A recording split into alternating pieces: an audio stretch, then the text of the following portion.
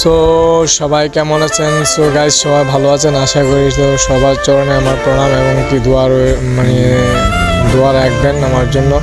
তো দেখেন আসলে এতটা কষ্ট করতেছি, লার্কিগুলা নিয়ে যেতেছি, কুড়াল দিয়ে কাটবো, ঠিক আছে।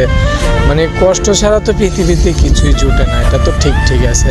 মানুষের জীবনের সবচেয়ে বড় মূল্যবান হচ্ছে তার কষ্ট, কিন্তু কষ্ট না করেও তো হবে না, কারণ সংসার যদি দেখতে হয়, সংসার চালাতে হয়, মা বাবার দুঃখ কষ্ট দেখতে হলে তো আমাদের কষ্ট করতেই হবে।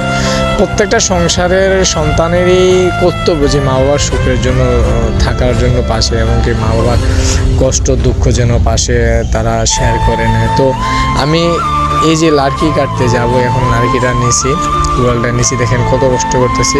আমি কিন্তু আসি বেরিয়ে গেছি। তো এটাই জীবনে, কষ্ট না করলে তো কিছু মিলবে না, তাই না? যখন সংসার হবে, সংসারে কষ্ট করতে হবে, টাকা পয়সা রুজি করতে হবে। তারপরও আপনাদের ভালোবাসা, আশীর্বাদ, দোয়াতে কিন্তু আরও মানুষ এগিয়ে যেতে পারে, তাই না? তো আপনাদের আশীর্বাদ এমন আছে আমি আরও অনেক উপরে যেতে পারি, কষ্ট থেকে সুখের মুখ দেখতে পারি, শুধু মা বাবার জন্য। কারণ মা বাবার জন্য অনেকটা কষ্ট করতেছি, সকাল থেকে ডিউটি করি, দোকানে যাই, আসি ভাই, তারপর সংসারে কাজ করতে হয়, তারপরে এটা কাটতে হয়, সেটা কাটতে হয়।